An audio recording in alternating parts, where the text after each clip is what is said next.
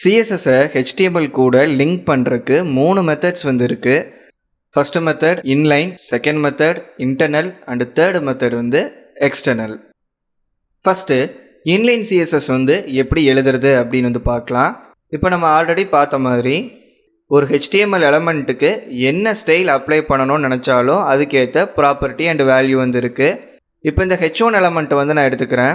இதில் CSS course அப்படிங்கிற கண்டென்ட்டை வந்து நான் ஆட் பண்ணியிருக்கேன். அண்ட் அது ஆல்ரெடி ப்ரௌசரில் நம்ம விஷுவலாக அவுட்புட்டாகவும் வந்து பார்த்துருக்கோம். இதுக்குன்னு ஒரு ஃபாண்ட் சைஸ் வந்து இருக்குது, அதாவது டெக்ஸ்ட் சைஸ் வந்து இருக்குது. அண்டு கலர் வந்து பிளாக் கலர் வந்து இருக்குது.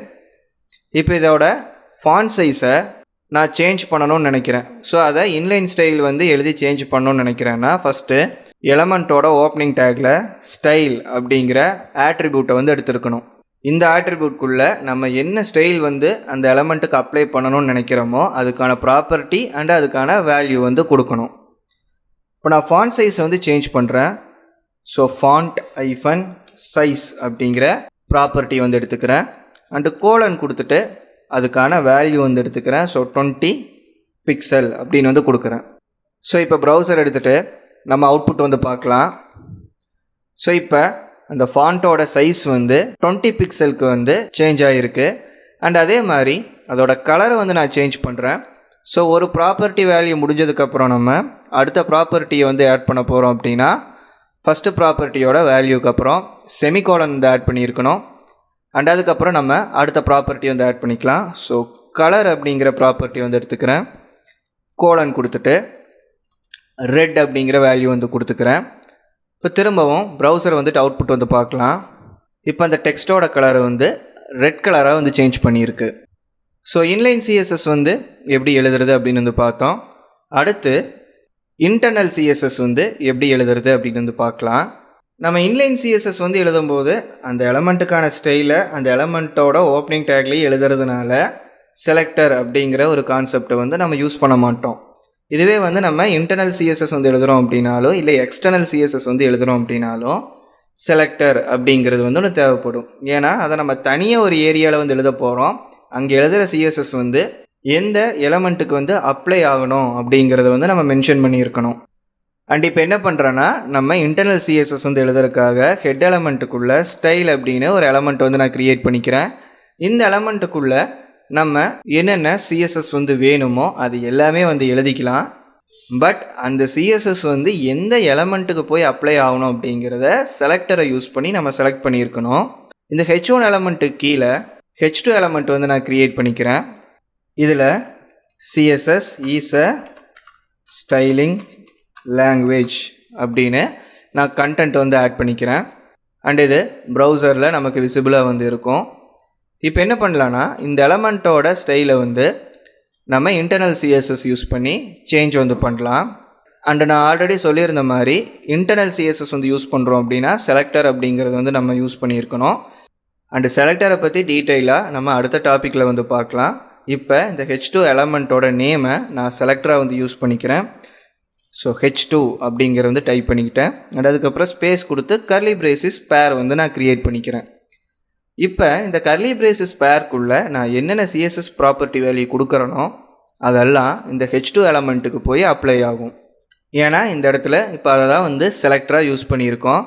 ஸோ இங்கே என்ன பண்ணுறேன்னா இந்த H1 எலமெண்ட்டுக்கான பேக்ரவுண்ட் கலர் வந்து நான் கொடுக்குறேன். Background colour Aqua. இப்போ ப்ரௌசர் வந்துட்டு அவுட்புட் வந்து பார்க்கலாம். இப்போ இந்த H2 எலமெண்ட்டுக்கு பேக்ரவுண்ட் கலர் வந்து அக்வா வந்து அப்ளை ஆகிருக்கு. அண்ட் இது கம்ப்ளீட் அவைலபிள் வித் வந்து எடுத்திருக்கோம். லெஃப்ட் சைட்லேருந்து ரைட் சைடு வரைக்கும் ஆன ஸ்பேஸ் வந்து எடுத்திருக்கோம். இது ஏன் இந்த மாதிரி வித் அப்ளை பண்ணுது அப்படின்னு நம்ம போக போக பார்க்கலாம். ஏன்னா அது ஒரு செப்பரேட் டாப்பிக்காக வந்து இருக்கும். ஸோ இப்போதைக்கு நம்ம இன்டர்னல் சிஎஸ்எஸ் வந்து யூஸ் பண்ணிவிட்டு ஒரு எலமெண்ட்டுக்கு ஸ்டைல் வந்து அப்ளை பண்ணியிருக்கோம். அடுத்ததாக எக்ஸ்டர்னல் சிஎஸ்எஸ் வந்து எப்படி யூஸ் பண்ணுறது அப்படின்னு வந்து பார்க்கலாம். ஸோ எக்ஸ்டர்னல் சிஎஸ்எஸ் அப்படிங்கும்போது அதை செப்ரேட்டான ஃபைலில் வந்து நம்ம எழுதியிருப்போம். HTML ஃபைல்குள்ளே எழுத மாட்டோம். அண்ட் செப்ரேட்டாக அந்த சிஎஸ்எஸ்ஸை எழுதிட்டு அந்த ஃபைலை வந்து HTML ஃபைல் கூட லிங்க் வந்து பண்ணிக்குவோம். ஸோ இங்கே நான் ஒரு பேராகிராஃப் வந்து க்ரியேட் பண்ணிக்கிறேன். அண்ட் இந்த பேராகிராஃப்குள்ளே லோரம்மை வந்து யூஸ் பண்ணிவிட்டு நான் கண்டென்ட் வந்து ஆட் பண்ணிக்கிறேன். லாங் கண்டென்ட் வந்து ஆட் பண்ணணும், ஒரு எலமெண்ட்டுக்குள்ளே ஆட் பண்ணணும் அப்படின்னு வந்து இருந்துச்சுன்னா ஜஸ்ட் சிம்பிளாக அங்கே என்ன பண்ணுறீங்கன்னா லோரம் அப்படின்னு டைப் பண்ணிவிட்டு என்ட்ரு கொடுங்க. ரேண்டமான கண்டென்ட்டை வந்து விஷுவல் ஸ்டுடியோ கோடு வந்து ஆட் பண்ணோம். பை டிஃபால்ட்டாக இது சிங்கிள் லைனாக ஸ்க்ரோல் பண்ணி பார்க்குற மாதிரி இருக்கும்.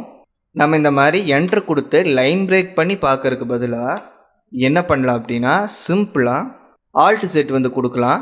அது மொத்த கண்டென்ட்டையும் ரேப் பண்ணிக்கும்.